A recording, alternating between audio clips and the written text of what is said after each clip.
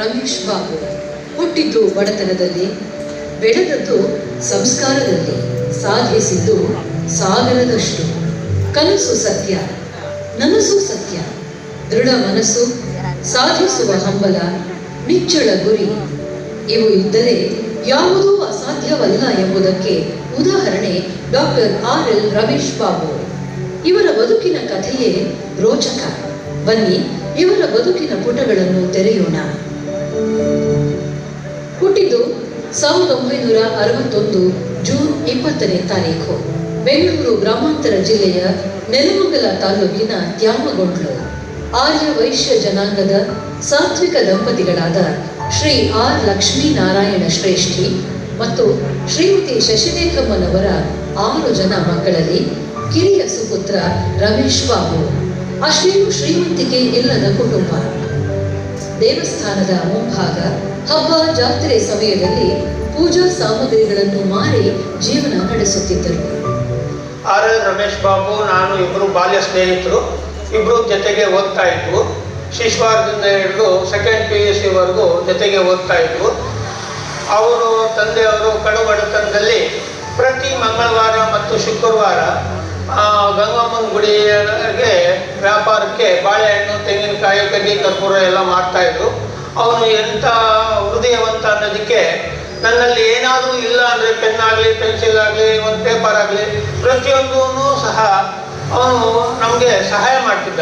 ನಾನು ಮತ್ತು RL Ramesh Babu ಶಿಶುವಾರದಿಂದ SSLC ತನಕ ಇದೇ ಊರಿನಲ್ಲಿ ಮಾಗುಂಗುಪ್ಪೆ ತಿಮ್ಮೇಗೌಡ ಹೈಸ್ಕೂಲ್ನಲ್ಲಿ ಜೊತೆಯಲ್ಲಿ ಓದಿದ್ದು. ಮುಂದಿನ ವಿದ್ಯಾಭ್ಯಾಸಕ್ಕೆ ಅವರು ತುಮಕೂರು ಮತ್ತು ಬೆಂಗಳೂರಿಗೆ ಹೊರಟರು. ನಾವಿಬ್ಬರು RSS ಶಾಖೆಗೆ ಡೈಲಿ ಹೋಗ್ತಿದ್ದು. ಇದೇ ಊರಿನಲ್ಲಿ ಈಜನ್ನು ಸಹ ಈ ಈಶ್ವರನ ದೇವಸ್ಥಾನ ಕಲ್ಯಾಣ ಇದೆ, ಈಜು ಸಹ ಇಲ್ಲೇ ಕಲಿತರು. ತ್ಯಾಮಗೊಂಡ್ಲಿಗೆ ಒಳ್ಳೆ ಹೆಸರು ತಂದಿದ್ದಾರೆ. ಹೈಸ್ಕೂಲ್ನಲ್ಲಿ ಕುಡಿಯೋ ನೀರಿನ ವ್ಯವಸ್ಥೆನೂ ಸಹ ಮಾಡಿಕೊಟ್ರು ಹಳೆ ವಿದ್ಯಾರ್ಥಿ ಸಂಘದಿಂದ. ದಾನಿಗಳು ಅಂದರೆ ಮಹಾದಾನಿಗಳು. ಅವರು ದಾನ ಮಾಡೋದ್ರಲ್ಲಿ ಬಿಸಿಬರು.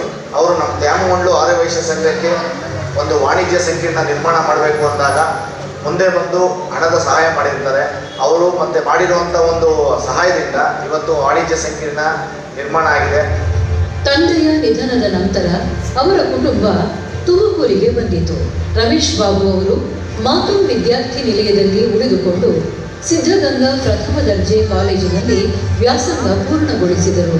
ವಿದ್ಯಾಭ್ಯಾಸದ ನಂತರ ಮುಂದೆ ಉದ್ಯೋಗದ ಹುಡುಕಾಟ ಸಹಜ. ಆದರೆ ರಮೇಶ್ ಬಾಬು ಸ್ವಂತ ಉದ್ಯೋಗ ಪ್ರಾರಂಭಿಸಿದರು. 100 ಜನಕ್ಕೆ ಕೆಲಸ ಕೊಟ್ಟರು. ನಿರುದ್ಯೋಗ ಸಮಸ್ಯೆಗೆ ಅಳಿಲು ಸೇವೆಯಾಗಲಿ ಎಂಬ ದೂರದೃಷ್ಟಿಯಿಂದ ಚಿಂತನೆ ಮಾಡಿದರು. ಇದರ ಫಲವೇ ಅವರು ಪ್ರಾರಂಭಿಸಿದ ಅಕ್ಕಿ ಗಿರಣಿಗಳು. Shri Bhagwan rice industries, Shri Bhagavathi Bhagwan rice industries, Shri Rajalakshmi agro foods, Shri Bhagwan agro foods ಇವೆಲ್ಲ ಅವರು ಪ್ರಾರಂಭಿಸಿದ ಅಕ್ಕಿ ಗಿರಣಿಗಳು. ಕಲ್ಕಿ, ಅಮ್ಮ ಗುರುತಿನ ಅಕ್ಕಿ ಮಾದರಿಗಳು ಭಾರತದಾದ್ಯಂತ ಹಾಗೂ ವಿದೇಶಗಳಲ್ಲಿ ಕೂಡ ಪ್ರಖ್ಯಾತಿ ಪಡೆದಿವೆ. ಕಡಿಮೆ ಬಂಡವಾಳದಲ್ಲಿ ಆಧುನಿಕತೆಯ ಸ್ಪರ್ಶ ಕೊಟ್ಟು ನೂತನ ತಂತ್ರಜ್ಞಾನ ಬಳಸಿ ಇಡೀ ಭಾರತದಲ್ಲಿಯೇ ಮೊಟ್ಟ ಮೊದಲ ಬಾರಿಗೆ ಅಕ್ಕಿ ಗಿರಣಿ ಸ್ಥಾಪಿಸಿದ ಹೆಗ್ಗಳಿಕೆ ಡಾಕ್ಟರ್ ರಮೇಶ್ ಬಾಬು ಅವರದು. ನಾವು ಬಂದ ಮೇಲೆ ಇಲ್ಲಿ ಜೀವನ ಹೆಂಗಿದೆ ಅಂತ ಅವರಿಂದ ಕಲ್ತ್ಕೊಂಡಿದ್ದೆ. ಎಲ್ಲರೂ ಸಮಾನವಾಗಿ ನೋಡ್ಕೊಳ್ತಾರೆ. ಅವ್ರ ಕಷ್ಟ ಸುಖದಲ್ಲಿ ಇರ್ತಾರೆ. ನಮಗೆ ಕಷ್ಟ ಆಗಲಿ ಸುಖ ಆಗಲಿ ಅವರು ನಮ್ಮನ್ನು ಕೈ ಮುಟ್ಟು ಮೇಲಕ್ಕೆ ಎತ್ಕೊಂಡ್ಬರ್ತಾರೆ. ಪ್ರತಿ ಯಶಸ್ವಿ ಪುರುಷನ ಹಿಂದೆ ಒಬ್ಬಳು ಹೆಣ್ಣಿರುತ್ತಾಳೆ ಎಂಬ ಮಾತಿದೆ. ಡಾಕ್ಟರ್ ರಮೇಶ್ ಬಾಬು ಅವರ ಬದುಕಿನ ಪ್ರಯಾಣದಲ್ಲಿ ಅವರ ಕೈ ಹಿಡಿದು ಜೊತೆಯಾದವರು ಶ್ರೀಮತಿ R ವಸಂತಲಕ್ಷ್ಮಿ ಅವರು.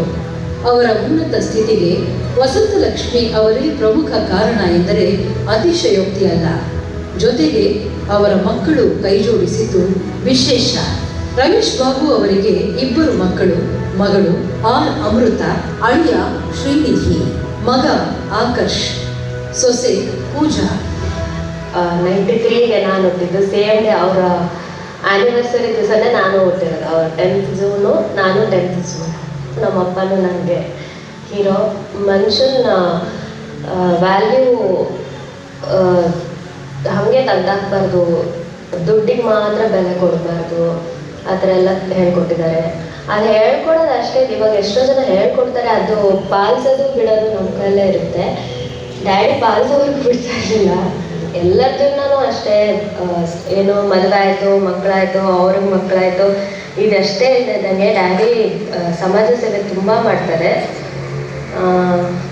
ಇವಾಗ ಫ್ರೀ ಇದ್ದರೆ ನಾವು ಟಿ ವಿ ನೋಡೋಣ, ಅದು ಫೋನ್ ಇಟ್ಕೊಳ್ಳೋಣ ಅನ್ನೋದ್ರ ಬದಲು ಡ್ಯಾಡಿ ಸಮಾಜ ಸೇವೆ ಮಾಡೋಣ, ಅವಾಗ ಅಂದರೆ ನಾವು ಹುಟ್ಟಿರೋದಕ್ಕೆ ಸಾರ್ಥಕತೆ ಆಗುತ್ತೆ ಅಂತ ಹೇಳ್ತಾರೆ. ಅದೇ ಥರ ಅವ್ರು ಫಾಲೋ ಮಾಡ್ತಾ ಇದ್ದಾರೆ ಕೂಡ. ನಮ್ಮ ತಂದೆಯವ್ರನ್ನ ನೋಡೇ ನಮಗೆ ಭಾಳ ಹೆಮ್ಮೆ ಇದೆ ಜೀವನದಲ್ಲಿ. ತಂದೆಯವ್ರು ಮಾಡಿರ್ತಕ್ಕಂಥ ಸಾಧನೆಗಳು, ಅವ್ರು ಮಾಡ್ತಾ ಇರ್ತಕ್ಕಂಥ ಕಾರ್ಯಗಳು, ಎವ್ರಿ ಡೇ ಅವ್ರ ಬಿಸಿ ಶೆಡ್ಯೂಲಲ್ಲೂ ನಮ್ಮನ್ನ ಚಿಕ್ಕವರಿದ್ದಾಗ ನೋಡ್ತಾ ಇದ್ರು. ಅವ್ರಿಗಿರೋ ಸಮಾಜ ಕಾಳಜಿ ನೋಡಿ ನಮಗೂ ಇದೇ ಥರ ಮುಂದೆ ಮಾಡಬೇಕು ಅಂತ ಅನಿಸುತ್ತೆ. ನನಗೆ ಮದುವೆ ಆಗಿ 3.5 ವರ್ಷ ಆಯಿತು. ಅವಾಗಿಂದ ನನಗೆ ನಮ್ಮ ನಾನ ಪರಿಚಯ ಆಗಿರೋದು. ಆ 3.5 ವರ್ಷ ಹಿಂದೆ ನೆನೆಸ್ಕೊಂಡ್ರೆ ನನಗೆ ಫಸ್ಟ್ ಜ್ಞಾಪನ ಬರೋದೆ ಮುಂಚೆ ಫೋನಲ್ಲಿ ಮಾತಾಡ್ತಿದ್ದಿದ್ದು. ಆವಾಗ ಫಸ್ಟ್ ಇನ್ಸಿಡೆಂಟ್ ಏನಾಯಿತು ಅಂದರೆ ಅವ್ರು ಅದೇ ಕೇಳಿದ್ದು, ನೀನು ನನಗೆ ಸೊಸೆ ಆಗಬೇಕಾ ಮಗಳಾಗಬೇಕಂತ, ಏನು ಕರಿತೀಯ ನನ್ನ ಅಂತ. ಅದಕ್ಕೆ ನಾನು ನನ್ನ ಮಾವ ಅಂತ ಅಂದರೆ, ಅಲ್ಲ ನೀನು 20 ವರ್ಷ ನಿಮ್ಮ ಮನೇಲಿ ಇರ್ತೀಯ, ಅದಾದ್ಮೇಲೆ ಪೂರಾ ಜೀವನ ತನಕ ನಮ್ಮ ಮನೇಲಿ ಇರೋದು, ಸೊ ಏನಾಗಬೇಕು ಅಂತಂದಾಗ ಅವಾಗ ನಾನು ಅಲ್ಲಿಂದ ನಾನ ಅಂತ ಸ್ಟಾರ್ಟ್ ಮಾಡಿದ್ದು. ಇವಾಗ ತನಕ ನನಗೆ ನಾನೇ ಆಗಿದ್ದಾರೆ. ಇವ್ರು ಮಾಡ್ತಾರೆ ಸಮಾಜದ ಕೆಲಸ, ಸಮಾಜಕ್ಕೋಸ್ಕರ ಓಡಾಡ್ತಿರೋದು, ಅವ್ರಿಗೋಸ್ಕರ ಅವ್ರು ಮಾಡಿರೋದನ್ನ ನಾನು ಇಲ್ಲಿ ತನಕ ಕಂಡೇ ಇಲ್ಲ. ಅದನ್ನ ನೋಡಿ ನಮಗೂ ಗೊತ್ತಾಗುತ್ತೆ ಸಮಾಜನೂ ಎಷ್ಟು ಇಂಪಾರ್ಟೆಂಟ್ ನಮಗೆ ಲೈಫಲ್ಲಿ ಅಂತ. 2ನೇ ಅಕ್ಕಿ ಗಿರಣಿಯಿಂದ ಬಂದ ಎಲ್ಲ ಲಾಭವನ್ನು ಸಮಾಜ ಸೇವೆಗೆ, ದಾನ ಧರ್ಮಕ್ಕೆ, ದೇವಸ್ಥಾನಗಳ ಅಭಿವೃದ್ಧಿಗೆ ಮೀಸಲಾಗಿಟ್ಟಿದ್ದಾರೆ. ಹಸಿದ ಹೊಟ್ಟೆ ಖಾಲಿ ಜೇಬು ಜೀವನಕ್ಕೆ ಬಹುದೊಡ್ಡ ಪಾಠವನ್ನು ಕಲಿಸುತ್ತದೆ. ಈ ಮಾತಿನಂತೆ ರಮೇಶ್ ಬಾಬು ಅವರು ತುಮಕೂರಿನ ವಿಶ್ವವಿದ್ಯಾಲಯ ಹಾಗೂ ಸರ್ಕಾರಿ ಪದವಿ ಪೂರ್ವ ಕಾಲೇಜಿನಲ್ಲಿ ವ್ಯಾಸಂಗ ಮಾಡುತ್ತಿರುವ ಗ್ರಾಮೀಣ ಭಾಗದ ವಿದ್ಯಾರ್ಥಿಗಳಿಗೆ ಮಧ್ಯಾಹ್ನದ ಬಿಸಿ ಊಟದ ಯೋಜನೆಗೆ ಕೈ ಜೋಡಿಸಿ ಅನ್ನಪೂರ್ಣೇಶ್ವರಿ ಆಹಾರ ವಿತರಣಾ ಸಂಸ್ಥೆಯ ಮೂಲಕ ಪ್ರತಿದಿನ 1,500 ವಿದ್ಯಾರ್ಥಿಗಳಿಗೆ ಊಟ ನೀಡಲು ಪ್ರಮುಖ ದಾನಿಗಳಾಗಿದ್ದಾರೆ. ತುಮಕೂರಿನ ಉಚಿತ ಅವೂಪ ವಿದ್ಯಾರ್ಥಿ ನಿಲಯದ ಕಟ್ಟಡ ಹಾಗೂ ನಿರ್ವಹಣೆಗಾಗಿ ಕೈ ಜೋಡಿಸಿ ಪ್ರಮುಖ ದಾನಿಗಳಾಗಿದ್ದಾರೆ. ಬಡವರಿಗೆ, ದೀನ ದಲಿತರಿಗೆ, ನಿರ್ಗತಿಕರಿಗೆ ಸಹಾಯ ಮಾಡಿದ್ದಾರೆ. ನಮ್ಮ ತುಮಕೂರು ಜಿಲ್ಲೆಯಲ್ಲಿ ಬರುವಂತಹ 5 ಶಾಲೆಗಳು ಕೂಡ ಸಾಧನಾ ಶಿಕ್ಷಣ ಸಂಸ್ಥೆಯ ಅಡಿಯಲ್ಲಿ ಕಾರ್ಯನಿರ್ವಹಿಸ್ತಾ ಇದೆ. ಈ ಸಾಧನಾ ಶಿಕ್ಷಣ ಸಂಸ್ಥೆಯಲ್ಲಿ ಗೌರವ ಅಧ್ಯಕ್ಷರಾಗಿರುವಂಥ ನಮ್ಮ ಆರ್.ಎಲ್. ರಮೇಶ್ ಬಾಬು ಸರ್ ಅವರು ಕಳೆದ 5 ವರ್ಷದಿಂದ ನಮ್ಮ ಶಾಲೆಗಳ 5 ಶಾಲೆಗಳ ಉನ್ನತೀಕರಣಕ್ಕೆ ತಮ್ಮದೇ ಆದಂಥ ಮಹತ್ವವಾದಂಥ ಕೊಡುಗೆಯನ್ನು ಕೊಡ್ತಾ ಬಂದಿದ್ದಾರೆ. ನಮ್ಮ ಶಾಲೆ ಒಂದು ಶಿರಾದ ಒಂದು ಉನ್ನತವಾದಂಥ ಒಂದು ಪ್ರತಿಷ್ಠಿತ ಶಾಲೆಯಾಗಿ ಗುರುತಿಸ್ಕೊಳ್ಳೋದಕ್ಕೆ ಅದಕ್ಕೆ ಮಹತ್ವವಾದ ಕಾರಣ ಯಾರು ಅಂದರೆ ನಮ್ಮ ಆರ್.ಎಲ್. ರಮೇಶ್ ಬಾಬು ಸರ್ ಅವರು.